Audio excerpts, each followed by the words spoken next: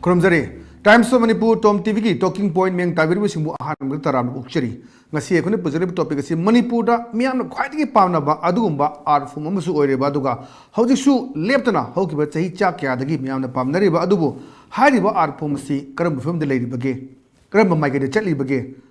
maruina adugumba art form su ati krisu nate koi Manipur ki Shumang Leela asni Shumang Leela ngasi karam film de leiri aduga karam mai ge de chatli miyam na kyam pamnari aduga masida yauriba artist ngasi hairi ba profession asina hingba yarabra kadai area da koi siu hand develop to da kar oidi haibna sing si khana na widama ngasi koi studio da tuan ba panelist hum lengthin midun leire age ya thamda leire sina Manipur ge dum sangnai roba Shumang Leela gi artist aduga Manipur state Shumang Leela council gi lifetime secretary lone na koi sagit natak award is obire ba oza saurapum hemanta mayamna oza tolan haina khana ba saurap hemanta ni oza utaram bukcheri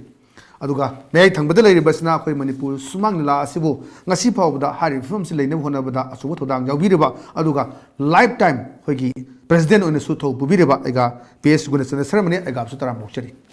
aduga matai thangda leire basna koi Manipur gi theater gi lamda aduga Shumang Leela abati art form kya da asubu thodang loduna Manipur bu asigum film de lehna hona bada asubu thodang jariba padmasri kai khmajreba oza warapana bani oza su taram bokchari ayan bada oza gunachandra da lakchake maruina koi Manipur gi Shumang Leela si kamaina horoki masi gi tedakpa haji gasi gi mirol khangdaw mi am lerangani Shumang Leela si kamaina horoki duga ngasi ki phim masi kamaina yoroki na do tan amna tetanga thabiu yam nungai ba wafam ni Manipur gi Shumang Leela nei na ba hai basi adura nungai ba wafam sigi mathakta amuki hena nei na ningi ba wafam di ai koi origin of Manipuri theater nei na dana ai koi na koi Shumang Leela haina horagati mas khangtap ta hubune haina ina lojei aduna ina origin of Manipuri theater gi matang khitang ai koi leipa ke saknai bo jaguru sung takpir mani masi aina haiba natti ai koi gi Manipuri theater gi origin haiba taragadi lai haraubani haidana ai koi gi Manipur gi pandit sing scholar puna mangna yanar ba wafam ma khangni yan ngai leitana sigi mathangda theater gi element jawba ai koi gi theater oina loba yaba art form mayama akhoi lai harau basi gi mathang da chathare imyam ji thang ta pung isei jagoi akhoi khulang isei khunung isei hongnem ba isei toran sakpa lamtai ba saroi khangba kwak tan ba augri hangen chongba hiang tan ba hikru hidong ba sakul kangjei laining thulai ba kaya gi ira thongni thoram sing satpa sing tha ba phambal tong ba mitau tamba kumai pokpudagi na siba phawda pangthoi ba theater gi element jawba akhoi thorum kaya ma theater myam ji sum tawduna lakpani masi lai harau busi karam matam dagi no ina haiba taragadi madugi historical evidence biduna sidagi hobune na haibadi so farngam daduna leiri adubu masi aikoi gi mangda hograba oja guru mayamna ngasai gi masi chawrak na chahi lising ani ga samri rongi mamangi pot oigani haina anuman na lepani aduga historical evidence ti pibu ngamdabani sumaina sum theater si chatha duna lakpasina akoi gi 14 kano dagi koi gi 167 dagi ai koi gi 1508 phau gi matam ai bi koi nei masi sam sam na 15th century AD na haina ba sigi matam sida koi kyam banin thong pan ba matam sidagi di Manipur da Hindu laining haigadra aduga Sanatan dharma haigadra masi junction ba horakpa sigi matungda ai koi gi 1709 dagi na muk 1748 phau garbani waz maharaj na pan ba matam sidana muramandi dharma se muk changshala ba adigi 1763 dagi na 1798 phau rajarsi bagi chandra na pan ba matam asigi matam asida Hindu dharma gi wari lai dagi lokthokpa ai koi gi Madhabalila haina khangna ba koi gi nata sankirtan gumba jagoi rasa gumba udu khon gumba gauralila gumba adagi adu danatna sabha parba drone parba bhishma parba haibana chingba lila makhal mayam ma Manipur gi mandop sing sida sanadana lakhre sigi mathang dagi di amuk Chandrakirti Maharaj gi matam dagi phagi lila leire haidana koina historical kaino si koi sidagi lowi koi gi phagi lila si Chandrakirti Maharaj gi matam haibadi koi gi 1850 dagi na 1886 phau gi matam sida Maharaj na phagi lila si leire na lawthokra adubu tawbudi phagi lila si Chandrakirti Maharaj gi matam dagi ra haina hairagadi adu su mulan gani maramdi phagi si Chandrakirti Maharaj gi mamang dadi khoi gi phagi si leitrabra lai harabu chu phagi dum yaw ma leipung phambada phagi ꯑꯗꯒꯤ ꯃꯩ ꯇꯤꯛꯄꯗ ꯐꯥꯒꯤ ꯌꯥꯎꯁꯪ ꯂꯦꯛꯄꯗ ꯐꯥꯒꯤ ꯀꯔꯤꯒꯨꯝꯕ ꯊꯕꯛ ꯊꯧꯔꯝ ꯑꯃ ꯄꯥꯡꯊꯣꯛꯄ ꯃꯇꯝꯗ ꯐꯥꯒꯤ ꯍꯥꯏꯕꯅ ꯐꯥꯒꯤ ꯇꯧꯔꯒ ꯃꯌꯥꯝꯅ ꯋꯥ ꯅꯣꯛꯇꯅ ꯂꯝꯗꯝꯁꯤꯒꯤ ꯆꯠꯅꯕꯤ ꯑꯣꯏ ꯑꯗꯨ ꯊꯣꯡꯈꯣꯡꯒꯤ ꯐꯥꯒꯤ ꯀꯩꯊꯦꯜꯒꯤ ꯐꯥꯒꯤ ꯈꯣꯡꯅꯥꯡ ꯃꯈꯣꯡꯒꯤ ꯐꯥꯒꯤꯅ ꯐꯥꯒꯤ ꯃꯌꯥꯝꯁꯤ ꯇꯧꯅꯗꯨꯅ ꯑꯗꯨꯝ ꯂꯥꯛꯄꯅꯤ ꯑꯗꯨꯕꯨ ꯍꯧꯖꯤꯛꯀꯤ ꯍꯥꯏꯔꯤꯕ ꯆꯟꯗ꯭ꯔꯀꯤꯇꯤ ꯃꯍꯥꯔꯥꯖꯅ ꯂꯥꯎꯊꯣꯛꯄꯁꯤꯗꯒꯤꯗꯤ ꯑꯩꯈꯣꯏꯅ ꯐꯥꯒꯤ ꯂꯤꯂꯥꯒꯤ ꯏꯇꯤꯍꯥꯁ ꯑꯁꯤꯗꯒꯤ ꯍꯧꯔꯦꯅ ꯂꯧꯕ ꯈꯛꯀꯤ ꯋꯥꯅꯤ ꯑꯗꯨꯗꯒꯤ ꯁꯨꯝ ꯆꯠꯊꯔꯛꯄꯁꯤꯅ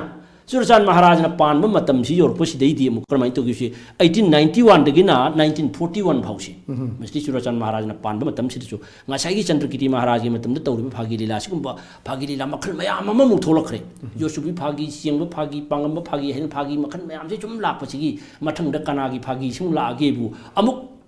ꯑꯇꯣꯞꯄ ꯐꯥꯒꯤ ꯃꯈꯜ ꯑꯃ ꯀꯥꯕꯨꯜ ꯄꯥꯂꯥ ꯍꯥꯏꯕ ꯑꯃꯒ ꯐꯗꯤꯕꯤ ꯄꯥꯂꯥ ꯍꯥꯏꯕ ꯑꯃꯒ ꯑꯃꯨꯛ ꯂꯥꯛꯑꯦ ꯁꯤꯒꯤ ꯃꯊꯪꯗꯒꯤꯗꯤ ꯑꯃꯨꯛ ꯐꯥꯒꯤ ꯂꯤꯂꯥꯁꯤ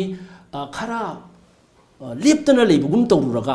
1970ꯒꯤ ꯃꯇꯝꯁꯤ ꯌꯧꯔꯛꯄꯗꯅ ꯏꯄꯣꯝ ꯂꯥꯛꯈ꯭ꯔꯦ ꯃꯁꯤꯅ ꯐꯥꯒꯤ ꯂꯤꯂꯥꯒꯤ ꯄꯔꯤꯡ ꯑꯃꯅꯤ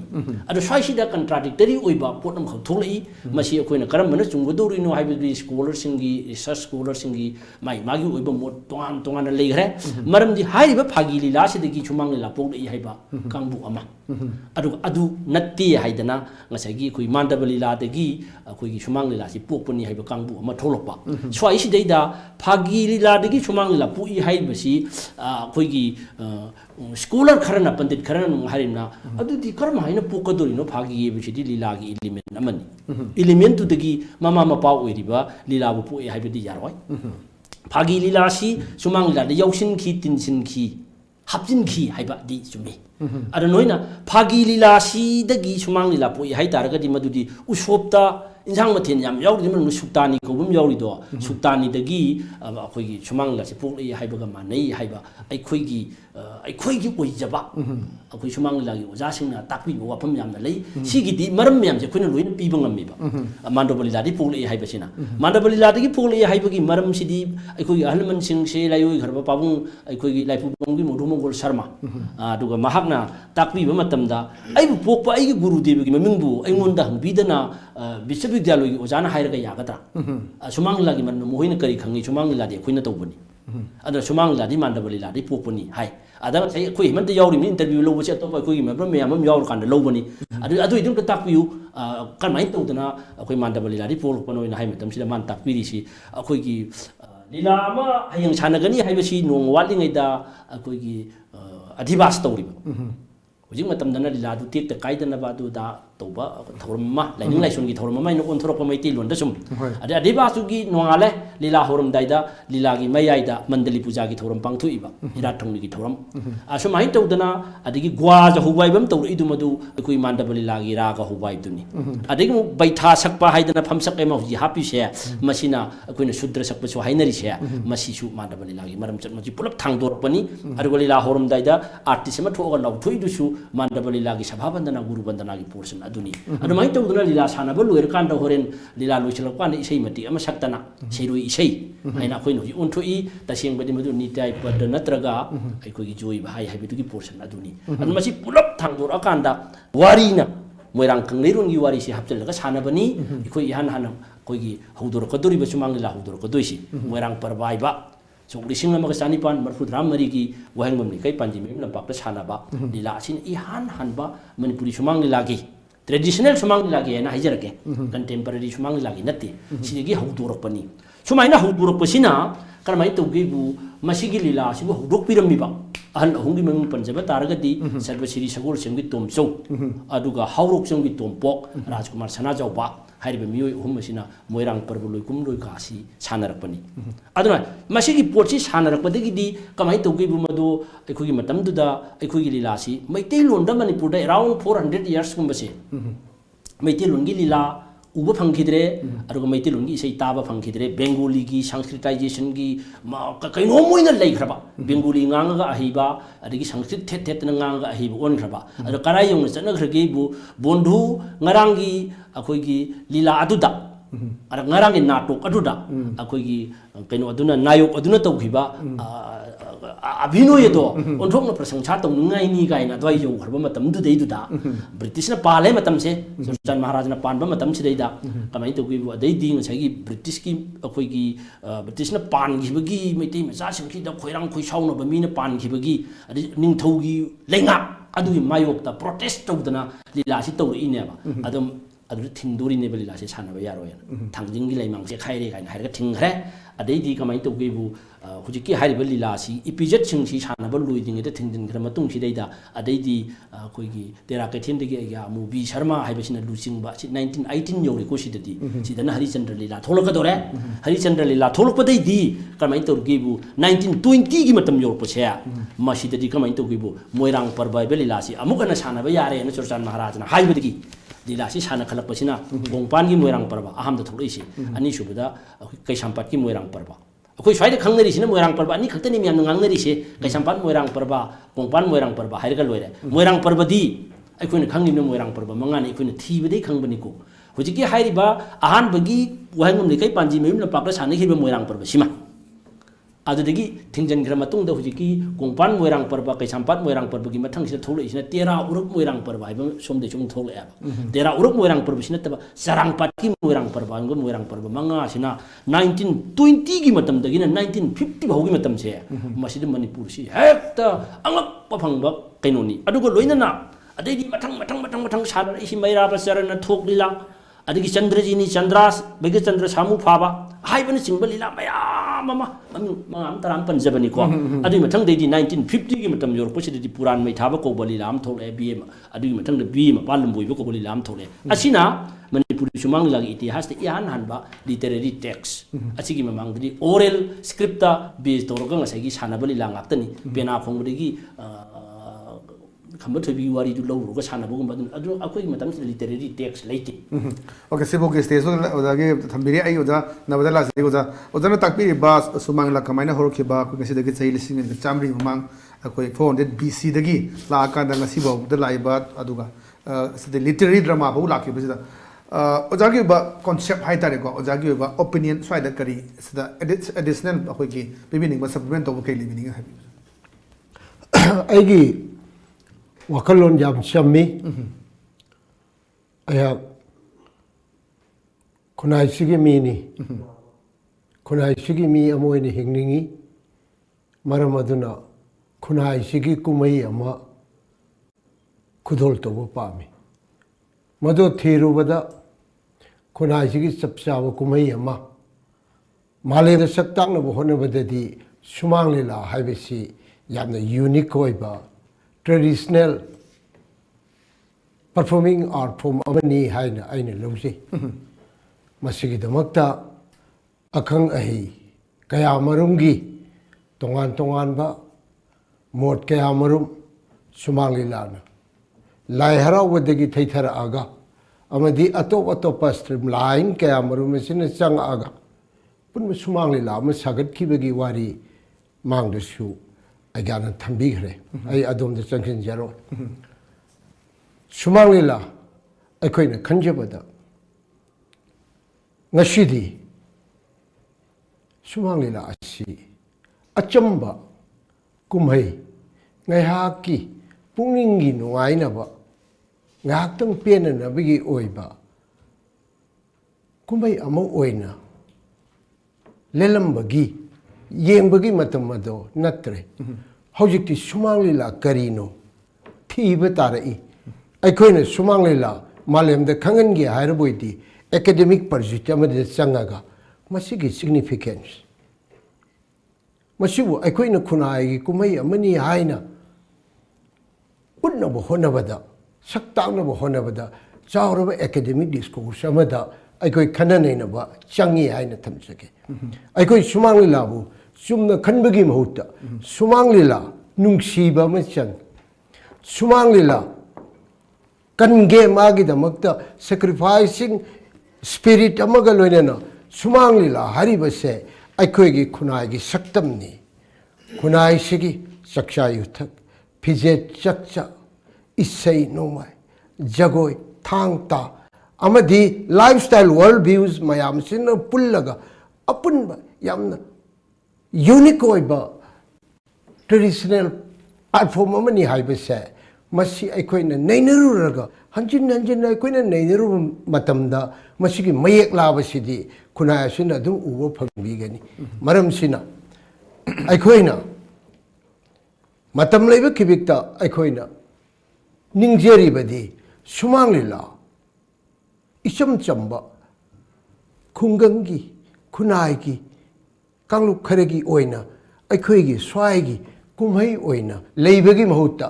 ꯃꯥꯂꯦꯝꯗ ꯁꯛ ꯇꯥꯛꯄ ꯑꯃ ꯑꯣꯏꯔꯕ꯭ꯔꯥ ꯑꯩꯈꯣꯏꯒꯤ ꯀꯜꯆꯔ ꯑꯩꯈꯣꯏꯒꯤ ꯇ꯭ꯔꯦꯗꯤꯁꯟ ꯑꯩꯈꯣꯏꯒꯤ ꯅꯥꯠꯄꯨ ꯃꯥꯂꯦꯝꯗ ꯁꯛ ꯇꯥꯛꯄ ꯉꯝꯅꯅꯕꯒꯤꯗꯃꯛꯇ ꯆꯪꯁꯤꯟꯒꯦ ꯍꯥꯏꯅ ꯂꯧꯔꯒꯗꯤ ꯉꯁꯤ ꯌꯨꯅꯦꯁꯀꯣꯅ ꯂꯧꯔꯤꯕ ꯊꯧꯗꯥꯡ ꯑꯁꯤ ꯑꯩꯈꯣꯏꯅ ꯀꯨꯞꯅ ꯅꯩꯅꯔꯒ intangible cultural heritage of humanities की लिस्ट चन्नब होनबदा मार्क्स कदाइदा करीदा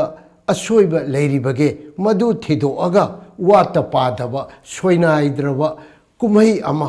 मधुना मालेमदा मुक्ति पीब हिंगिंगैदसु थवाइनसु परमात्मा तिन्नरगा मधुम येंगुरगा मधुम यज्ञगी मसक ओइना अखोइना उच्चरगा मधुना सुमांग लीलाना मालेम असिदा मणिपुरी खुनाई असिना उच्चरिबा शक्तम असिदी मसिदी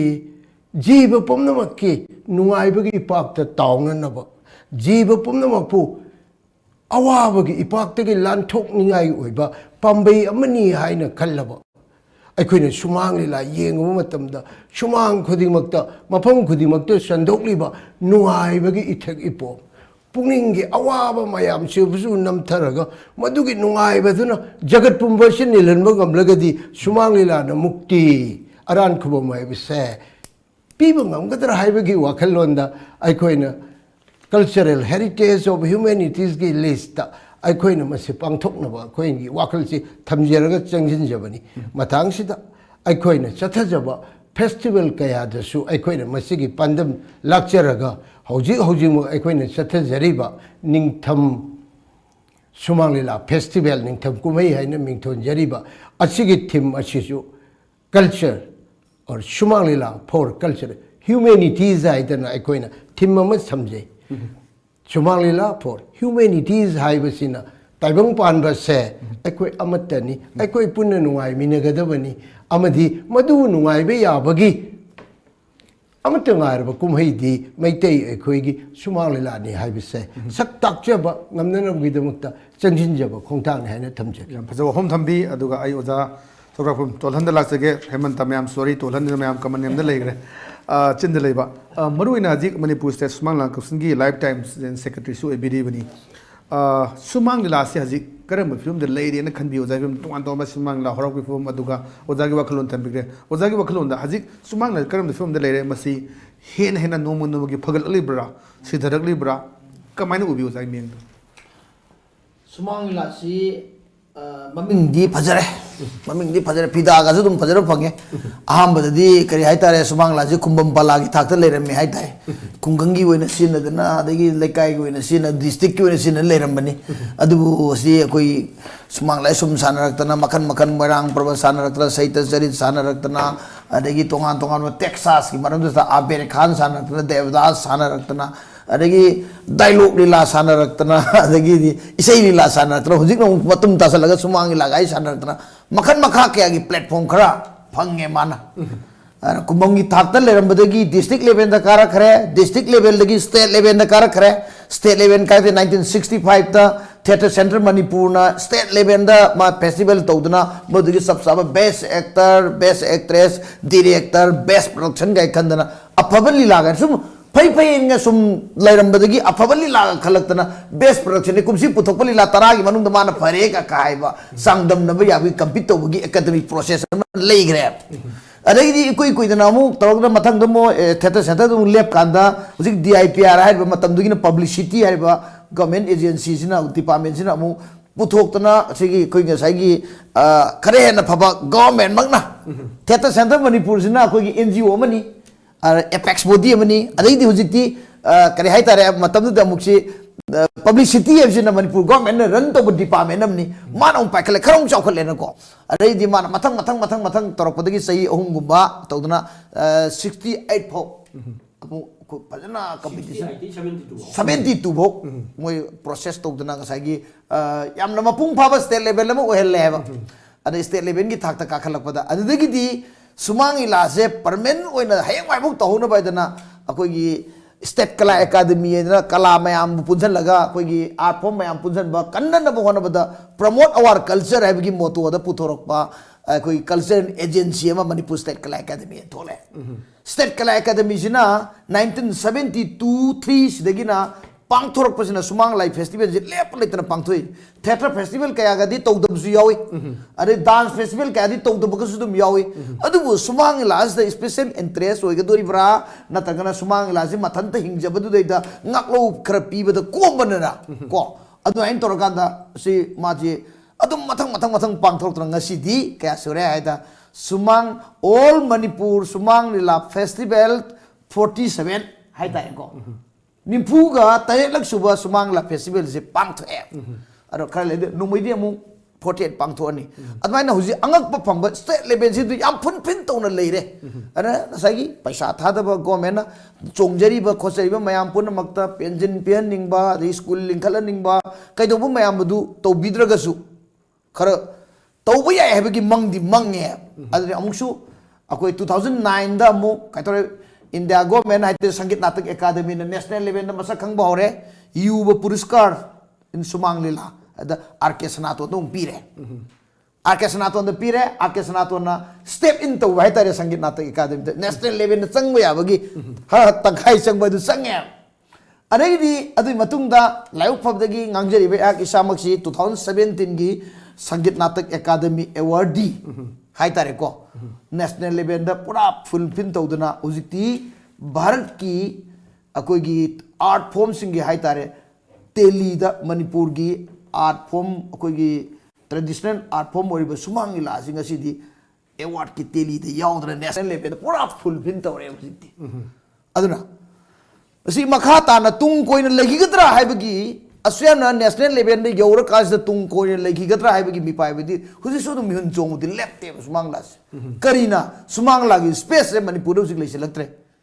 ya skunda gumba ji akoi mi kung phod ga ya skunda kai sampata adagi di sagon banda kai da sum thi matam da Shumang Leela gi sab sab proper space Shumang ai bidi ji pangdre exactly pangdre bi ko ri pok ta Shumang Leela sana ba compare kai le adar Shumang Leela sana ya ba ji kakching da gumba khale kakching bong leise laktre bani kakching gi praja miyam si huji Shumang am da pulap phamaga like to sandre ba to hum le ga ju andro da khar salibra andro da Shumang letre Shumang da la sana tre ji lampak to sana re Shumang gi concept chingelaga lampak to sana re community won da sana re ana space mangi badagi akoi Shumang lagi mathau kana pungse khara mangmo do na dum tawri adagi di lampak uji lampak lom da sum sali ko am tawri ko aduna asi mangi badan natana Shumang Leela gi mapung oi pot mayam Shumang Leela ji tradition oi pot ni ga ji Shumang Leela gi artist sing na bodu kaushal laktana ngasai gi Bombay film gi matau tamba Bombay film gi matau tamba ga jaushal le playback singer ga jaushal le music tna makha da ga yei re ngasai gi sudra satpa khotra toram ba kolam ba mayam du sudra du ga iman manarakta ba phamsa ka iman manarakta ba ji gi playback singer om de sense lakpa are kana gumba Leela kangbu na die akoi track ka sijna dana he na keno ma electronics lom do wonthor poi polom ga lakpas da Shumang Leela ji kyam kui gidage haibagi pakat pong ga judum poe aduna aina pamjari de uji Shumang Leela ji hoji anobo mieng ama Shumang Leela da thamba ta ka lai Shumang Leela se electronics ki pot yam ne yaw da ba ma ji yam da mobile lu hen ba akoi gi hekta irai line to bu ya ba hekta irai line any space ama da hekta chillanga to bu ya ba kayemta kana gi suma pantang da ba edi music pantang do isam samba pol oina yam kana salan janingi samna habada akoi gi orchestra da ga ji hekta organ nungan khin acoustic music me modern music me ga khara kam helaga dulo na ga te yei ba adagi di bahel nga ko basi ga ta khongba piana ga ta khongba iting tingba music ka je ko irai laibagi asomda purak pa pame adu targa di khara koina tung koina satpa ya na khali adu akoina he tasang badi film gi mongda ada karo gi favorite sing music gi mongda sum sangjang gi bataraga di atai ga computer tra Shumang Leela si lakadra hai bai pakat pa le aduna masiguma mayam si oirak na bo honna batam da ko irai laina thaduk pa ya de hoji Manipur state Shumang Leela council na academic subcommittee ki siameni ko koi gi wazana ba ware pa Padma Shri ai koi wazana ba da yam kana su ai wakat sari de lifetime president da ko wakasari adu management committee da ai yam toina haijari adu manipur government da mate sum kai gumba da humble appeal se lepsedri kari hain lepsedri sumang ni la se schooling ama to bu mathau yam tare sumang la ju wana traditional theater mo orak na bhona bada sumang ni la habdu orak na bhona bada akoi sab saba akoi school ma darkar lei institution ma darkar lei kari gumba institution ji lehau da taragadi hujik lei ba train je sum sakradi akoi kamai na mangi gi eb je khangdana du mangi dori rain गाड़ी में जरा जरा जरा जरा जरा जरा तुम थौरगा मागी स्टेशन लेरमदना ताली दो समुद्र को मांदे लमदे समुद्र जुरु तौदई बा दुमाइना को पोथाफम लेवदना कोई खनम खंदना अदुम फजई फजई फजई फजई फजई हरगा तुरेंद दुम थौदई मोंग समुद्र दुम थौदई मोंग द लाखतराय पाखले अदुना मदुदगी तुंगभम होइना नबगी दमक्ता इंस्टीट्यूशन नम लिखप तौताय अदुना अखोई मणिपुर हाइबल लमदम सिगी सिंगी तमगी सिनाव पुनमक सिंगी लल्लोमिनगदोरिबा कोई ट्रेडिशनल थिएटर हैबसे सुमांगला नतदि उपाय लेते अदुना आइदी अखोई मैतई खतना सुमांगला साने हैबजे यानिंगदी अदुना मैतई खतना तबा मुस्लिम सिनाव सिंजु सुमांगला योबिगदबनी अदुगा सिंगद लेरिबा मे खुदिमकसु सुमांगला तवदबनी अदुना सिंगद लेरिबा युमद सुबांग हाइबल लेबा नत्रा अरेगी मुस्लिम इनाउगी सुमांग है लेब नत्रा तादी अखोई ट्रेडिशन की थिएटर होरिबा अखोई परफॉर्म होरिबा सुमांग लाजे मफम खुदिमक सानगदबनी अदना सुमांग लाजे चौखलनजी अखोई तुंगी होइबा अखोई कल्चर की लेबोरेटरी है लेबोरेटरी है मणिपुर कल्चर से मसिगी लेबोरेटरी अमा कल्चर जी मफम मरांग खंगदना मांगी गदोबदा लेबोरेटरी मद संग कांदा अखोई मसु ताना ताना येक्थोक्तना खोटोक्तना सामथोक्तना थमौनबगी तंजा अमा हमसे मदुगी लेबोरेटरी दो कनान ओइगदगे हाइतादी सुमांगिलासनु ओहेनगदबनी अदुन अथु मतमदा सुमांगिला इंस्टीट्यूशन म सेमगदबनी मसिदा काउंसिल न अंगंब दायित्व लौजरकांदा हुजि मणिपुरदा यूनिवर्सिटी ऑफ कल्चर लेरे अदुन अखोई इंस्टीट्यूशन से कॉलेज की थाकता म लिंखलकांदा यूनिवर्सिटी सिदा होजी अखोगी सुमांगिलागी सिलेबस हांगे सिलेबस लेरे सिलेबस ओजानी सि सेंब यावरी को ओजा जुगिंद्रो होय होय सिलेबस सेंब यावरी अदुनदी सिगी सिलेबस सिगा सानाना अखोगी कॉलेज की सरुक हाइतारी स्कूलिंग हायर सेकेंडरी की सरुक सिगिं बोक्तर क्लास 12 फोगी पास तोबा 10 फोगी पास तोबा अंगांग मैम जो खोंकलकांदा मसिगी बेकम हांग बजा हांगा कॉलेज फोगी थाक तमथोगा यूनिवर्सिटी सिदा डायरेक्ट मिंग चलहोरकांदा सुमांगिलागी ग्रेजुएट सुमांगिलागी अदगी मास्टर सुमांगिलागी डॉक्टरेट मयाम थमोरगदीको सुमांगिलाजे सुंगसोय सोयदना कनमंगमगनी अदुना अखोई सुमांगिलाई कलाकार सिंग यामना फावरा कांदा यामना तोरा कांदा ममैदा अखोई तमौदबगी खंगौदबगी ममुतान अइना तौजरी पोस्ट फजरे न फजरगा परफॉर्मेंस यंग लौरा कांदा अइना फजरे इसी करीगी फजरी नो कदादि फजरी नो हैना खोई पारी पूरी मसा खंगौदबगी मम मरकता मंगाक नबा मम यावसे मसली कनमंगमगनी अदुना सुमांगिला फंजी हाय तारगदी कोई तमनबगी प्रोसेस से कोई मसन फजन सेमगपीबा मथौ ताय अदु इतादी सुमांगिला कंगमगनी हिंगमगनी जि मो थमजनी याम फजब हुम थंबे आई मरक सिदा अतेन ब्रेम त लबजगे दुगा तोन पेलेंस हुम दगी हबजी सुमांगिलागे आर्टिस्ट वनि लेरिबा कांबु सिंगसी मसी प्रोफेशनल नि हिंगबा याब्रा नत्रगना कोई इंस्टीट्यूट नंबर लिंगबदा तंगुदोरी बसी कना करम महिरु युगुदोरी Sumang live C almost नुपा ngakna sanabani nupi su yaugudoribra haimna singma yam lejige break sida aten break am lobjige break matungda mayam amuna laksi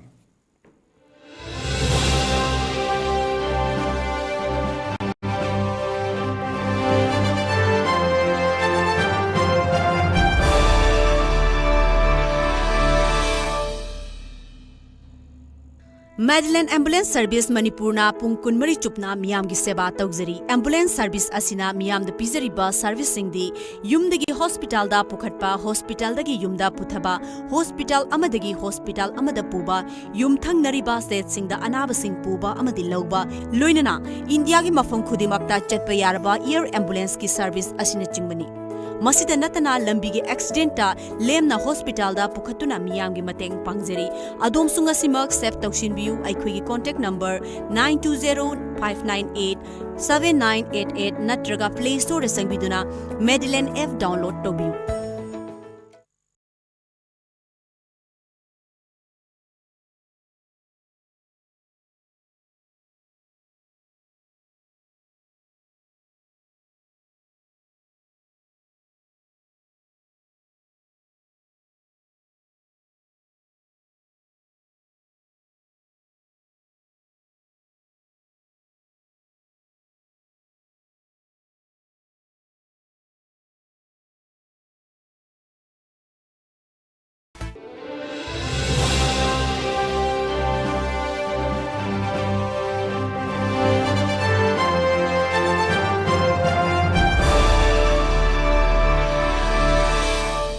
break ki matungda me taram ngokcheri ai ai ga guna chandra lak se ga maruina koi Shumang Leela gi artist sing si haji karam film de leire moi si profession sina moi dum hingba yarabra nadragana artist sing si ga ne am sang loine birak pani kaman film de leiri tongan ba artist me ama Shumang Leela yorom ga koi auto thodane hingba adagi pandukan phumdane hingba me ama koi thengaje koi Times of Manipur TOMTV ne su ayam ba koi report na bhona ji artist sing si karam film de leire lo bai yamna nungai ba wang ni ai she Shumang Leela da sok marfu gi matam dagi alaman mayam gi tung ilaga dialogue lila haina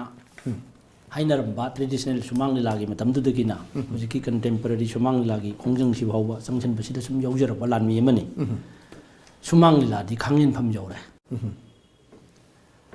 aina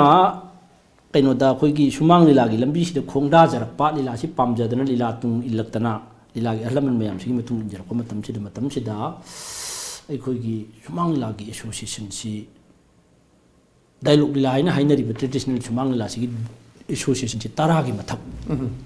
ꯑꯗꯨꯒ ꯏꯁꯩ ꯂꯤꯂꯥ ꯍꯥꯏꯅ ꯍꯥꯏꯅꯔꯤꯕ contemporary Shumang Leela ꯒꯤ ꯑꯦꯁꯣꯁꯤꯌꯦꯁꯟꯁꯤꯁꯨ 10ꯒꯤ ꯃꯊꯛ ꯂꯩꯕ ꯑꯗꯨ ꯍꯥꯏꯔꯤꯕ ꯑꯦꯁꯣꯁꯤꯌꯦꯁꯟꯁꯤ ꯀꯨꯟꯒꯨꯝꯕ ꯍꯥꯏꯅ ꯍꯥꯏꯔꯁꯦꯕ ꯀꯨꯟꯒꯨꯝꯕꯁꯤ ꯅꯣꯡꯃꯇꯪ ꯂꯤꯂꯥ ꯆꯠꯇꯕ ꯑꯦꯁꯣꯁꯤꯌꯦꯁꯟ ꯑꯃꯐꯥꯎ ꯂꯩꯔꯝꯗꯦ Leela leibra isna leiti haibasi amta leiramde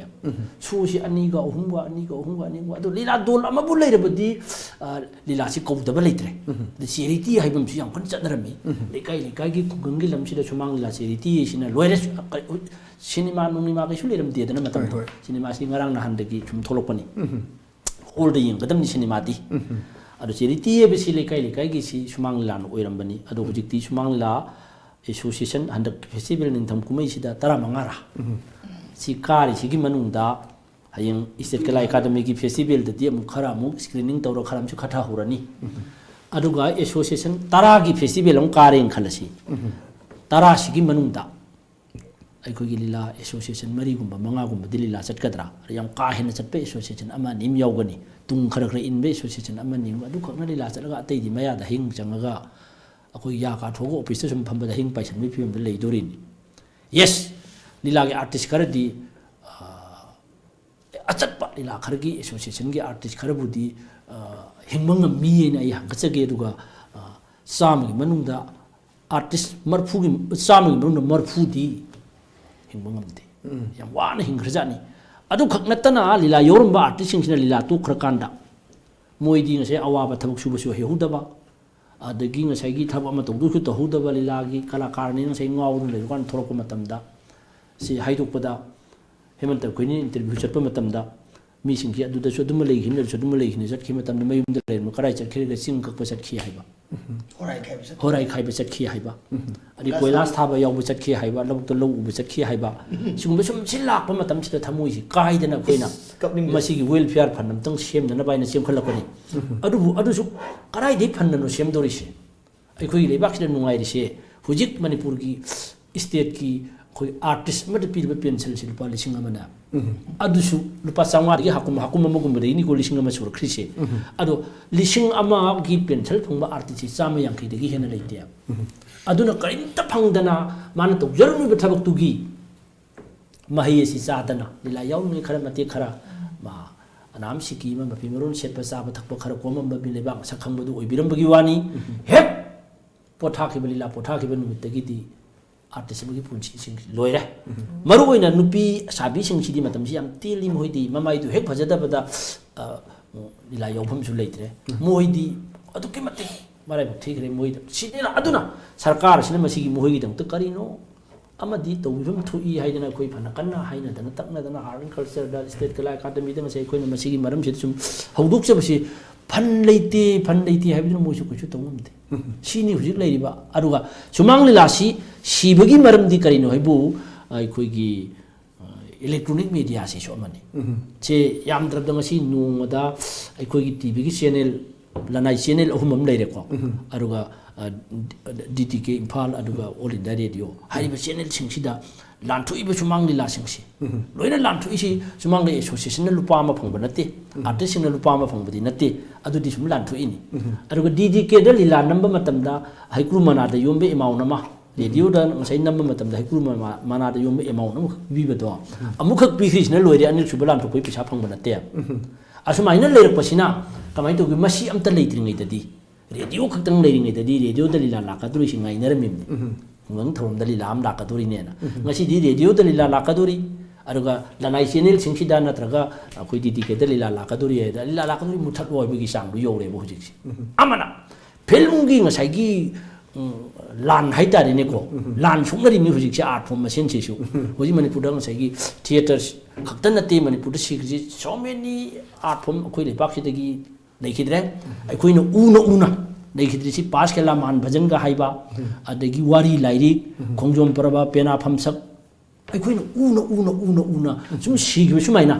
ꯀꯥꯂꯦꯟꯒꯤ ꯅꯨꯡꯁꯥꯗ ꯎꯟꯅ ꯁꯨꯝ ꯇꯨꯝꯈꯤꯕ ꯁꯨꯃꯥꯏꯅ ꯉꯁꯤꯗꯤ ꯀꯔꯥꯏ ꯌꯧꯁꯤꯜꯂꯛꯏꯒꯦꯕꯨ ꯁꯨꯃꯥꯡ ꯂꯤꯂꯥꯔꯣꯝꯗꯁꯨ ꯉꯁꯥꯏ ꯄꯣꯠꯁꯤ ꯆꯪꯁꯤꯜꯂꯛꯏꯅꯤ ꯑꯗꯨꯅ ꯀꯃꯥꯏꯅ ꯇꯧꯒꯦꯕꯨ ꯃꯁꯤ ꯄꯣꯠꯁꯦ ꯀꯗꯥꯏꯗꯒꯤ ꯁꯤꯙꯔꯛꯈ꯭ꯔꯤꯅꯣ ꯍꯥꯏꯕꯒꯤ ꯃꯔꯝꯁꯤ ꯌꯥꯝꯅ ꯂꯩꯈ꯭ꯔꯦ ꯂꯣ ꯑꯦꯟ ꯗ ꯑꯣꯔꯗꯔꯒꯤ ꯃꯇꯨꯡ ꯏꯟꯅ ꯉꯁꯥꯏꯒꯤ ꯂꯤꯂꯥ ꯆꯠꯊꯣꯛ ꯆꯠꯁꯤꯟꯗ ꯑꯀꯥꯏꯕ ꯃꯌꯥꯝ ꯑꯃ ꯄꯤꯔꯛꯈꯤꯕ ꯃꯅꯤꯄꯨꯔꯗ ꯉꯁꯥꯏꯒꯤ ꯑꯩꯈꯣꯏꯒꯤ ꯀꯔꯤ ꯍꯥꯏꯇꯥꯔꯦ ꯂꯩꯕꯥꯛꯀꯤ ꯏꯔꯥꯡꯁꯤꯅ ꯃꯔꯝ ꯑꯣꯏꯗꯅ ꯃꯗꯩꯗ ꯂꯤꯂꯥ ꯆꯠꯆꯕ ꯃꯇꯝꯗ ꯁꯤꯐꯥꯏ ꯃꯌꯥꯝꯁꯤ ꯗꯧꯔꯀꯦꯆꯜ ꯇꯧꯍꯟꯈ꯭ꯔꯕꯅꯤ ꯑꯗꯩ ꯆꯦꯜꯍꯟꯈ꯭ꯔꯕꯅꯤ ꯐꯨꯕꯤꯈ꯭ꯔꯕꯅꯤ ꯂꯝꯕꯤꯗ ꯏꯁꯩ ꯁꯛꯎ ꯂꯤꯂꯥ ꯇꯧꯅꯐꯥꯎ ꯇꯧꯍꯜꯂꯛꯈ꯭ꯔꯕꯅꯤ ꯑꯁꯨꯃꯥꯏꯅ ꯁꯨꯝ ꯂꯥꯛꯈꯤꯕꯁꯤꯅ ꯀꯃꯥꯏꯅ ꯇꯧ ꯑꯊꯤꯡꯕꯁꯤꯅ ꯀꯗꯥꯏ ꯌꯧꯈ꯭ꯔꯒꯦ ꯀꯩꯅꯣꯝꯇ ꯍꯦꯛ ꯍꯔꯥꯎ ꯀꯨꯝꯍꯩ ꯊꯤꯡꯕꯁꯤ ꯂꯤꯂꯥꯗ ꯍꯥꯟꯅ ꯊꯤꯡꯉꯛꯑꯗꯕꯅꯦ ꯑꯗꯨꯒꯤ ꯑꯊꯤꯡꯕꯗꯨꯁꯨ ꯂꯤꯂꯥꯁꯤ ꯁꯤꯈꯤꯅꯕꯒꯤ ꯃꯔꯝ ꯃꯌꯥꯝꯗꯨꯒꯤ ꯃꯅꯨꯡꯗ ꯈꯔꯅꯤ ꯈ꯭ꯋꯥꯏꯗꯒꯤ ꯃꯔꯨ ꯑꯣꯏꯅ ꯇꯧꯈꯤꯗꯕꯁꯤꯗꯤ ꯀꯃꯥꯏꯅ ꯇꯧꯒꯦ ꯃꯅꯤꯄꯨꯔꯗ ꯁꯔꯁꯋꯇꯤ ꯄꯨꯖꯥ ꯇꯣꯛꯈꯤꯕ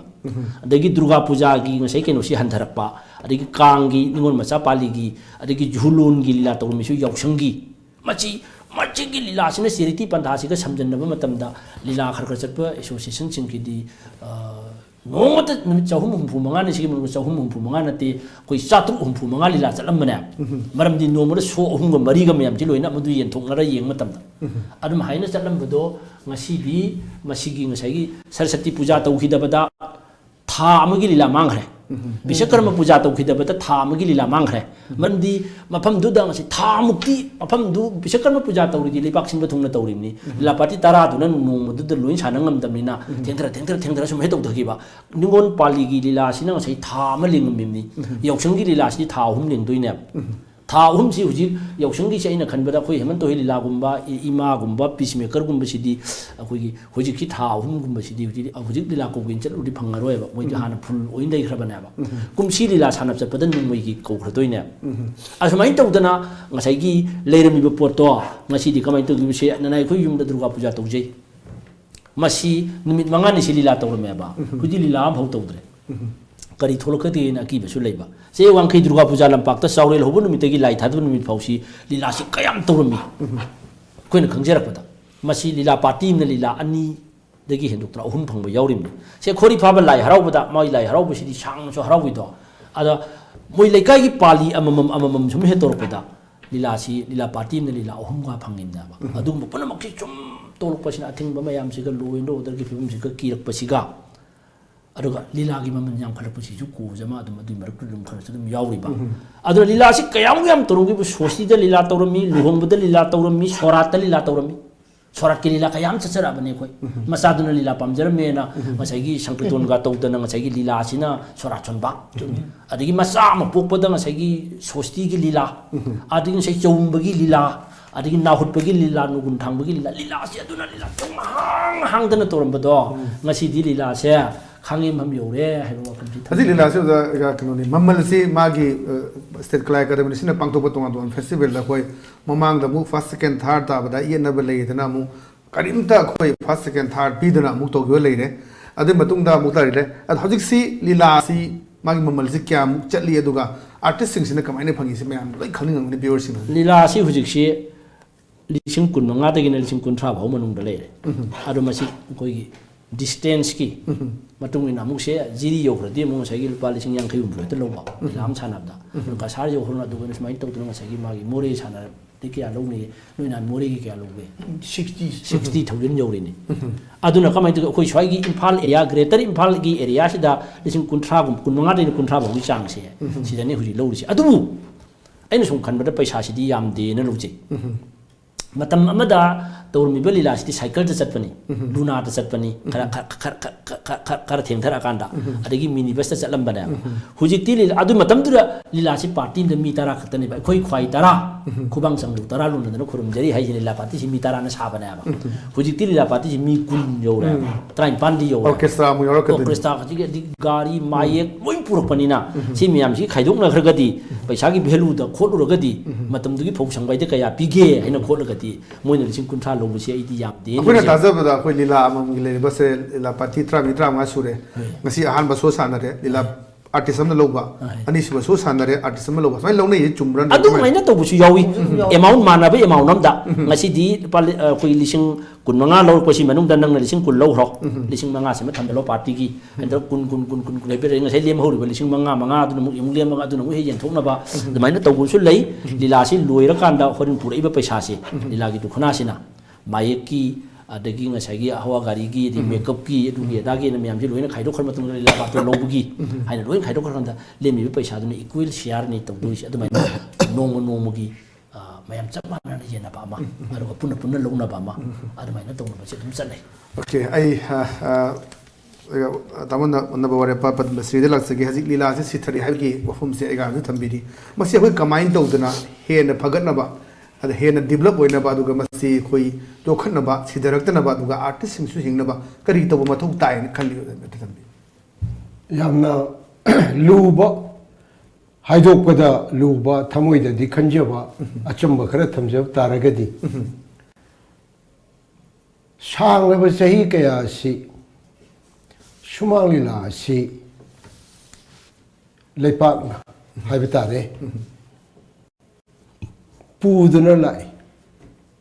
masigi awana pumba si yangbiri ba babu siksina puduna lai hairiba mase hujikti matungi matungina aikoi pubungam silaktre maramasina lengak loigi thodang lobiri ba singi maikei degi sumisi akhanna ba miyeng amasangi ngasi gi lengak loi singda aikoina special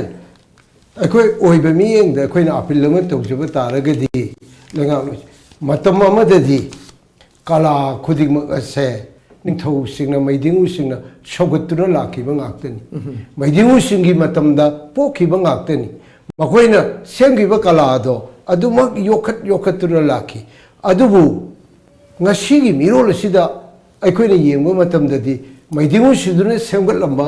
khunai kumai mayam singase aikoi gi mangdagi tapna sitharai samna hairabada aikoi huji khongjong parba haibatra mangre wari liba mangre larik thiba haibatu mangre pena phamsak mangre kariamu haigani mandapa lila tradition de leiriba ghost lila mangre gaura lila mangre man bhajan mangre and so kaya marum se sum mangre masigi section ngak senbina bagidamukta akhoi leijeriba ipai puna thambiramba rich cultural heritage ina khulaba sigum heritage ase in a very scientific culture magi temperament da translate tawraga anoba idiom amaga loinana akhoi na machu hingatna na bagi thogang adudi akhoi gi husiki lenga loi singi wakhalda changhan ningi nungsiba miyenga loinana akhoi na hinganingi aduga loinana Shumang Leela hairiba asi gi lamda aikoina yengjiba matamda Shumang Leela se ahingba art form ama oina lehengi hairagadi Shumang Leela tawjeriba lila roi singisu ahingba taibang mi ohengadabani moisu momonokna achamba punshi marelamada lenjiba yanabagi miyeng adumadi aikoina mita jeri pami maramaduna art form aduna hingauraga art form adu yokhanna bo honejeriba aikoi gi lilaroi sing aduna turoi ngaro matu shona tupak tupaina leibagi miyeng aduda sangna leirakli bese aikoi yengbada tasengna ma pungning nungsiningai maramasina asigumba asi koknana bagi damakta yamna tangtaba yamna scientific oiba pumnamak asibu hinganba yaba yamna ahingba cultural policy I should say ahingba a living cultural policy cheda leibadu nataba thamoida phaubiba kokta phaubiba khunaya se machine utcheriba cultural saru ase atai manate human resource ni akoina develop tawjari se mioi be shembani kunai shembani civilization ama apab a better civilization ama a bright future ama poragna mo hona bada culture na lori ba thawjang ase sak tak che na bagi damakta akoina hona jabani aduna di masigi tembang bi ge haira ga di lenga loi singna yamna akupa miyeng amadi asan be miyeng amaga loinena akoina ningjeri ba akoi dream ma she mayam siga se reality da la ma fauna han se akoina pamjei maram asina ar phong khuding ma ki institutionalized tawraba tongan ba branch ki repertory kaya linkhat piduna amadi maduda thodang lojeri ba mai roising amadi thodang lori lila roising adumba artist sing asu su makoina maduda changjin jabagi mapunshi se kathok charpui mahi oina icham chamba punshi marel amada momon minok tamaga hingba yabagi achumba punshi marel adumatangdi aikoina ngasi bawda mitajari adumna tawragadi Shumang Leela malemda saktak na honabada Shumang Leela da nati aikoina yamna luna kanjari ba akoi lai harau bai ba tradition asisu nainaragadi malemdi cultural heritage of the humanities ki list sanbada thengal labani haina lojage aduna Shumang Leela su onthongna thengabani kumai da jagat asida taibong panwa asida nungai ba pinanabagi pandam je sagat chaba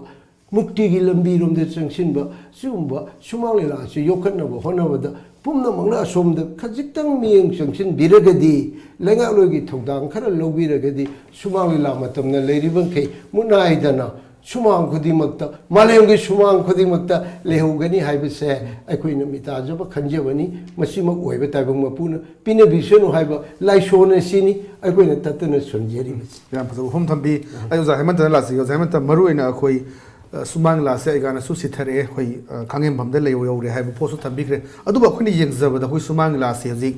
eni kariuba ma khanane ne se hirma ma tawsi har gadi babuk se dum wa le dubo Shumang Leela ne har gadi ngasi bawda babuk se wate eni uri poka sana boiro thai manda sana boiro hajik su adum chokri mora paire ga chamina ba adu ada pa khogi rural area da su dum chatpa dum ui adu amorom dana si khoi Shumang Leela si achok medium mani khoi leba ki ori ba lenga loi singda gyan tahan ba bhab tahan ba mokho da wakhal sing tahan ba honna ba da khoi isai tana freedom of speech freedom of expression le ga so phong to bangam do wafam kya khoi Shumang Leela ki medium sida phong do ba khoi tatana thinga jei chingtam dung sinana ba tungan ba leire ba lalo lup singi marakta ama toina purakna bagi tungan ba message pe ba mayam ma khoi Shumang Leela sida uba phangji hari ba do sigi medium se khoina kamaini yeng bi masi medium si paina sakhiba ta ga di khoi society so achuba apaiba message ma pi gi dumne saida kamaina checkhin na council na checkhin sarau lokhat biraga masi Shumang Leela se pangthok piri ꯑꯗꯨꯋꯥꯏꯗꯅꯤ ꯉꯁꯥꯏꯒꯤ ꯂꯨꯔꯛꯏꯁꯦꯀꯣ ꯑꯩꯈꯣꯏꯅ ꯑꯁꯨꯝꯕ ꯑꯐꯕ message ꯑꯃ ꯄꯤꯅꯕ ꯍꯣꯠꯅꯕꯗ ꯑꯐꯕ ꯀꯂꯥꯀꯥꯔ ꯑꯐꯕ actor ꯃꯊꯧ ꯌꯥꯝ ꯇꯥꯏ ꯑꯗꯨꯅ ꯑꯐꯕ ꯑꯦꯛꯇꯔꯗꯒꯤꯅꯤ ꯑꯐꯕ ꯃꯦꯁꯦꯖ ꯊꯣꯛꯂꯛꯀꯗꯣꯏꯁꯦ ꯑꯗꯨꯅ ꯀꯔꯝꯍꯥꯏꯅ ꯇꯧꯔꯀꯥꯟꯗ ꯀꯂꯥꯀꯥꯔꯁꯤꯡꯁꯤ ꯇ꯭ꯔꯦꯟ ꯇꯧꯒꯗꯒꯦ ꯁꯤꯅꯦꯕ Shumang Leela ꯀꯧꯁꯤꯅ ꯍꯥꯏꯁꯦ ꯑꯩꯈꯣꯏ Shumang Leela ꯁꯤꯗꯕꯒꯤ ꯑꯆꯧꯕ ꯃꯦꯟ ꯐꯦꯛꯇꯔꯁꯤ ꯀꯩꯅꯣ ꯍꯥꯏꯇꯥꯔꯒꯗꯤ ꯑꯦꯛꯇꯔꯒꯤ ꯀ꯭ꯋꯥꯂꯤꯇꯤ ꯇꯣꯇꯦꯜ ꯑꯦꯛꯇꯔ ꯑꯣꯏꯔꯛꯇꯕꯒꯤꯅꯦ ꯑꯗꯨꯒ ꯀꯃꯥꯏꯅ ꯃꯁꯤ ꯂꯥꯏꯛ ꯂꯥꯏꯁꯨ ꯍꯩꯕ ꯑꯗꯒꯤꯗꯤ ꯃꯥꯏ ꯃꯊꯧꯗ ꯄꯨꯛꯅꯤꯡ ꯆꯪꯕ ꯑꯗꯒꯤ ꯍꯦꯟꯅ ꯃꯥꯒꯤ ꯑꯦꯛꯇꯤꯡꯗ ꯃꯇꯣꯟ ꯇꯨꯝꯕ ꯑꯗꯨꯒꯨꯝꯕ ꯌꯥꯎꯕ ꯊꯕꯛ ꯈꯔ ꯇꯧꯕ ꯇꯥꯔꯦꯕꯀꯣ ꯑꯗꯨꯅ ꯍꯧꯖꯤꯛꯁꯤ Shumang Leela ꯁꯤꯗꯩꯅ ꯍꯥꯏꯕꯁꯤꯒꯤ ꯃꯔꯝꯗ ꯌꯥꯝꯅ ꯃꯔꯨ ꯑꯣꯏꯕ ꯏꯂꯤꯃꯦꯟꯗꯤ ꯀꯩꯅꯣꯅ ꯍꯥꯏꯇꯥꯔꯦ ꯑꯩ ꯃꯊꯛꯇ ꯄꯟꯖꯈꯤꯕꯗꯨꯅ ꯉꯁꯥꯏꯒꯤ ꯑꯦꯠꯃꯣꯁꯐꯤꯌꯔꯒꯤ ꯋꯥꯅꯤꯀꯣ ꯑꯗꯨꯒ ꯑꯩꯈꯣꯏ ꯑꯦꯛꯇꯔꯁꯤꯡꯁꯤꯁꯨ ꯈꯔ ꯃꯊꯧ ꯑꯗꯨꯝ section mathau gam tai anna Shumang Leela ji hujik mayam ne yengu tamdadi hairi be actor khadu leiriyeba leiriyedi ma amamam tholokpa de pen ba adu tholade de nungai ba ade singlen thodi nungai ekta haiba sur thodi nungai ekta haiba adegi di akhoi gi tongan saman best sabadi nila sandana best sabadi adu ga haiba angang ju khara dum thuiyeba moi jeng du khara ga sum thui ingai di hujiki mora paidana mathanda Leela gi yengudo ni satpa gumba adegi adu tawna phida paida satpa adegi sakcha haijana matamda atete yengumji Leela yengsi Leela ajra khwaide tawre adegi takaina cinema yengumji Leela ajdi pura kana leidna ko adu akoi harao bagi nungai bagi patra moina dum sinari maram ji kaino na haita gadi dugumba samna habada jatra oi bai लीला से जत्रा होइबे मिसक से मधुमंगल शर्मा कोई founder president Manipur state सुमांगला council की या नानबा president जिना Hiram बदको सुमांगला के artist सिंग दी जत्रा होइगदबनी हायने जत्रा हायबे आर्ट दी कैनोन हाय मतमदा थोइदोक हेंदोकपा नाय इबदा थोइदोक हेंदोकपा लेकाय आमगी मसिन से पोरकदबनी तंबी बदा हेरकदबनी इशै सपदा हेरकदबनी नुपी मानबदा ओरकपसु याय हेरो मानबदा ओरकपसु याय अदगी बेट साबा मानबदा ओरकपसु याय तंबी बदा ताकपबदा ओरमबे याय हिरम कयासदा लेकाय लेकाय की सलुक पुबा मोइन लापा अदना अदुम मियोय कया अदना पुंजल लकांद जात्रा अदना मसिंगदो हेक सुना लेरिंगै दी सुमांगला से मुलोय अदना हुजिक से सुमांगला जेदा जात्रा की इकंग थुए हुजिक जात्रा से लेरक्त्रे जात्रा खर याव कामु गातनी हुजिक मोगी लीला ततना कौरिबा लीला मोई लादु उबा मतमदा अखोई लीला सीद्री ना हाइनरी कामुजे जात्रा खर यावइने अद पाक्तकना लीला मयाम लीला तरा लेबे मनुंगदा लीला कुन लेबे मनुंगदा लीला मरी खतंग चलोरे मंगा खतंग चलोरे जे actor अफबा यावतइने actor अफबा अदगी artist अफबा director अफबा यावतइने अतयदि पाक्तकना लेहौद्रबने अदुनदि Sumang लीला सुम येंगो मतमदा पाक्तकना येंगदे एवरेज ता फबगी मसिंगसी याम हंदखरे अदुना हुजिकसे तो पाक्तकना तुंग कोइबा म लेहौसी म्यामदा अफबा मेसेज पिजाय तादि मेसेज पिद मतोन तुंगदुरिबा जत्रा याम मथौ ताय अदुना सुमांग लीलादा याम सेक्शन गदोबा सुमांग लासी मणिपुर कन्ननबगी बोयसे सुमांग लादा ले सुमांग लीला अमतंग सानरप मतमदा सिंगतम काइनबगी ले सिंगतम नुक्सिनबगी ले नुपी के नुपागा नुपी नुपा राइट मानेगा हाइबजे सुमांग लादा पुथोक मतमदा मानदे गायना पुथोक पुथो इराय लाइने पुथोक माने ने पुथोक सु तुयाय अदुना हिरम खुदिमक्ता कायरकनबगी खोलकनबगी असौबा मास मीडिया ओइना पीबा पोट अमा अखोई सुमांग लाना लेरिबसे मसे मस अफबा माइगैदा सिननबा अदुगा अखोई फतो माइगैदा तौरगुमसी एनाइतादि सुमांग लागे आर्टिस्ट सिंगसे ट्रेन तौहनबा अफबा मेसेज पियनबगी मथौ यामना ताय अन सुमांग लीलागी कलाकार सिंगसे सुमांग लीलाजी तंगाई फदना हुजिक चथरिबा सुमांग लागे अखोइना ओइगाना खांगेमम योरे हाइसे लानबदि नतियबको खांगेममदा सोर खगा होनबा असि फौबदा खांगेनबमदा खजिक खजिक सोर होमबगी सैना असि फौबदा मियामना मखोइसे कल्लिबोय निंगिसे अदु सुमांग लीलाजी कयाम कलमगे अदु अदोमदा नैनबा याय अदुना मौजागी दु वेरक्सी मौजागी खोलाव सुमांग लीला अकनबदु हेनसी हाइबसी लाक्तारगदी अखोई यामना ट्रेन तौबा सुमांग लीला काबुजिंगजे सुमांग लीलाजी सोशल एजुकेटर ने हाइबो सोशल एजुकेटर ओइतारगदी अखोई एजुकेटेड ओइबा मथौ याम ताय एजुकेटेड ओइबसी लै हेबी वाकोन तंतबा एमए पास ऑफ बीए पास ऑफ वफम नतबा अखोइना तौबी वफमसिदा सुमांग लीला तौ मतमदा करी करी मटेरियल संगी करी करी अखोइगी मसाक तानबा याय हाइबजी सी मसाक से सुमना सुमना तानबा म संगेबको अदुना अखोइगी पाइपुगी पेना योखप तारी अदगी कोंगयोंग प्रभ योखप तारी अखोइगी नैरेटिव आर्ट फॉर्म संगगाई लाइक तिबाइब योखप तारी वारी लिबेल योखप तारी अदगी कोंगयोंग प्रभ मान भजन हिरम खुदिमक्सी योखप तारी को अदु सी मैमजी योखलप मतमदा Sumang लीलाजे हानगुमना ngasai mayeng tadana kul lesu kun gi dharkar leine huiti kul leibada mari dena dharkar leitre aduna sumang lagi artist sing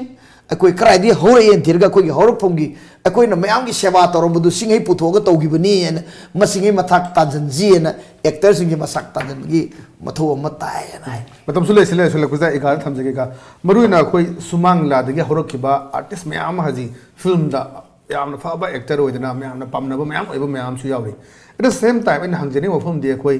haujin leiriba sumang la sida tungan ba artist kya anuba artist kya hairiba art form asida pamdana changakpa kyam leiribage leiribara leirakani na khanbra kamai leiribada sidam tham Shumang Leela si art form mayam gi training tu humbu iribjani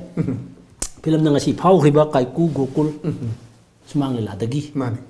adagi boni sidana ti yang hare yam Shumang Leela dagi khoigi film da changri singse yamna thamui sokningai uribati Shumang Leela yaurumba actor ma film lom da changhre Shumang Leela si handhana ga urak pajane ꯑꯩꯈꯣꯏꯗꯤ film ꯂꯣꯝꯗ ꯀꯥꯈꯠꯂꯝꯅꯦ ꯃꯣꯏꯅ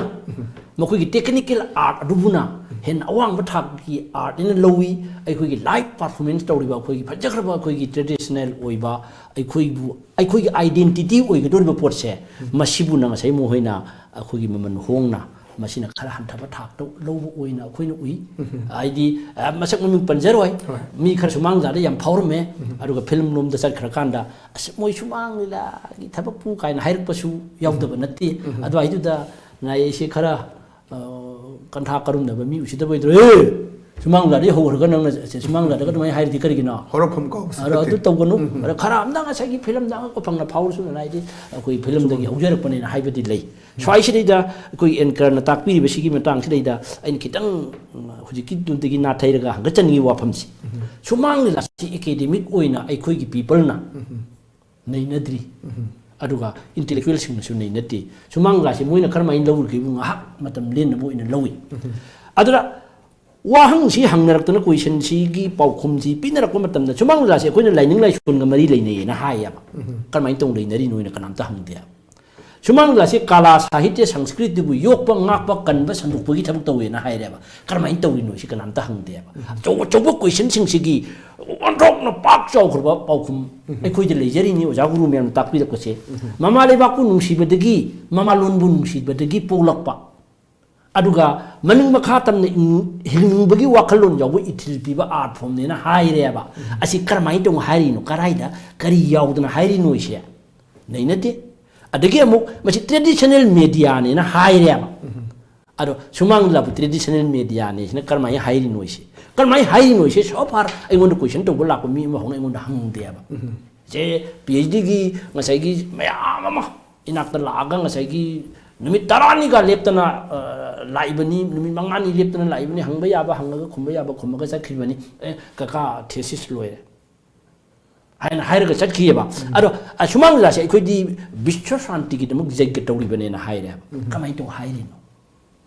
하이버세 소파 거기 수망자게 말하면 인터뷰 로브 미싱 한 비디오. 마시기 파우 쿰세. 마시 따라간다. 미암은 따라간다 수망자세. 이렇게 몇 무시라 그러보네봐. 아리 포토 이나다는 것이 없었던 레이. 수망자게 스크립트 아이나 하이래. 리터러리 텍스트 1950 되기 레이래. अदो हानदी oral text की तौरम बसे अखोई सुमांग ला script सी लेरक्तने script सी इरक पकान script सी करमाइना तौगा जात no Sumang ला की स्क्रिप्ट से ने सुमांग ला की प्ले राइट सिंग न सुनै नदी मोइ थोकम हेति पंगिदि इसला मोइ बु हेति हाइबन ति को आइबु सामरक तंबि बदिंग मंगवनी but they know nothing about the aesthetic of Manipuri Sumang Lila in the essence of Manipuri Sumang Lila सिदी करमाइन तौगिबु अखोइगी सुमांग लीला की स्क्रिप्ट इस चही मंगा तरुकी अंगांग दगिना होरेन ऑल एजेट ओइरबा सिरमदागी मतम यौरबा मिसिंग मसिदा ममागा मसागा मसानुपागा मपागा मसानुपीगा ममुंग नुपीगा मकुबोका अदुगा मबुंगा मसनगा लेकाय अखोइ इमुंग अमगी ममा मपा मचिन मनाउदगी हौरगा इमुंगी लेकायगी खुंगंगी लेबाकी मियोय पुनमक मफम अमदि मतम अमतत पुलप पुन्ना यंगमिनबो ओइबे यागदबनेना हाइरियेबा हुजि कंटेम्पररी सुमांगला ओलपदगी मदु ओइदिबरा नत्रगो ओइदबरा अदो ngसाइगी एजुकेशन पीरिबरा पीदबरा हुजिकी सुमांग लासिना अदगी ngसाइगी ट्रेडिशनल मीडिया ने दु ओइरिबरा ओइदबरा विश्व शांति की दमक जैग तौरिबने दु तौरिबरा तौदबरा सिने बोसि अखोइना नैना गदौरिदि अदो अहलमन सिंगदि तौरमयाबा 1980 की मतमदा अखोइगी मैजराउगी तामो लेखिद्रे को एकेडमी अवार्ड दी तामो सिगी मतुंग इनना सुम चटपा मतम सिदैदा स्क्रिप्ट अमखक अंत पासिन हेनिंग धेम हाइदना स्क्रिप्ट सि पाबा मतमदा थबक तौबा हाइना हाइबा अंत लेखो अदगी तौबाइबा वाही दंत लौथो थबक सुबा हाइना ओलो हाइदन अदुम हाइना अदुके मतिक आचार विचार दोजन दोन्स म्याम लेरमबदो ngasiदी फिजेतगी चकचादगी वांगांगदगी सांगांगदगी एंड देन स्टोरी लाइन अदुदगी होना से ऐसे हेता हाइनिंग एबा जात जात से अदर मसिद सोइरिबा म्याम अदु तबु हजि सुमांगला काउंसिल एपेक्स बॉडी एम ओइरिबनी सिना कंट्रोल तोबा ngमदबरा कंट्रोल तोबसे अखोइ फेस्टिवल दु अखोइना कंट्रोल तौरनेबा फेस्टिवल दि थोकपा यादेना वेरे मोइन होरेन सुमांग से अखोइना अखोइगी ओइबा ट्रेडिशनल वैल्यूज मयाम अमा ꯑꯩꯈꯣꯏꯒꯤ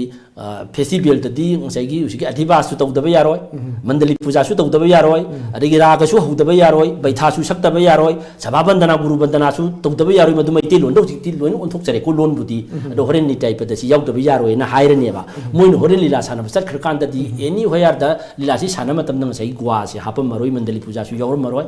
ꯁꯚꯥ ꯕꯟꯗꯅꯥ ꯒꯨꯔꯨ ꯕꯟꯗꯅꯥ ꯌꯥꯎꯔꯝꯃꯔꯣꯏ ꯕꯩꯊꯥ ꯌꯥꯎꯔꯝꯃꯔꯣꯏ ꯅꯤꯇꯥꯏꯄꯗ ꯌꯥꯎꯔꯝꯃꯔꯣꯏ ꯑꯦꯅꯤ ꯀꯩꯅꯣꯒꯨꯝꯕ ꯔꯤꯄꯣꯔꯠ ꯑꯃ ꯐꯝꯁꯦ ꯑꯩꯈꯣꯏꯅ ꯅ꯭ꯌꯨꯁꯄꯦꯄꯔꯗ ꯍꯥꯏꯔꯣ ꯑꯃꯗ ꯐꯣꯡꯕ ꯃꯇꯝꯗ ꯁꯣꯁꯤꯌꯦꯜ ꯃꯤꯗꯤꯌꯥꯗ ꯍꯥꯏꯔꯤꯗꯅꯀꯣ ꯍꯣꯏ. ꯑꯗꯨꯝꯕ ꯇꯧꯔꯝꯃꯛ ꯇꯥꯔꯒꯗꯤ ꯀꯥꯎꯟꯁꯤꯜꯅ ꯑꯦꯛꯁꯟ ꯂꯧꯕ ꯌꯥꯕꯒꯤ ꯑꯦꯅꯤ ꯐꯨꯇꯦꯖ ꯑꯃ ꯅꯝꯃꯒ ꯊꯥꯔꯛꯑꯦ ꯀꯥꯎꯟꯁꯤꯜꯗ ꯁꯨꯃꯥꯏꯅ ꯇꯧꯅ ꯃꯣꯏ ꯁꯤ ꯇꯧꯏ ꯑꯗꯨꯒꯨꯝꯕꯒꯤ ꯁꯤ ꯇꯧꯔꯅꯤꯕ ꯑꯩꯈꯣꯏꯅ ꯇꯧꯔꯒꯦꯕ ꯁꯤ ꯇꯧꯔꯨ ꯃꯇꯝꯁꯤꯗ ꯀꯃꯥꯏꯅ ꯇꯧ ꯃꯣꯏꯗꯤ ꯆꯞ ꯃꯥꯟꯅꯈ꯭ꯔꯕꯅꯤꯗꯣ ꯍꯧꯖꯤꯛꯁꯦ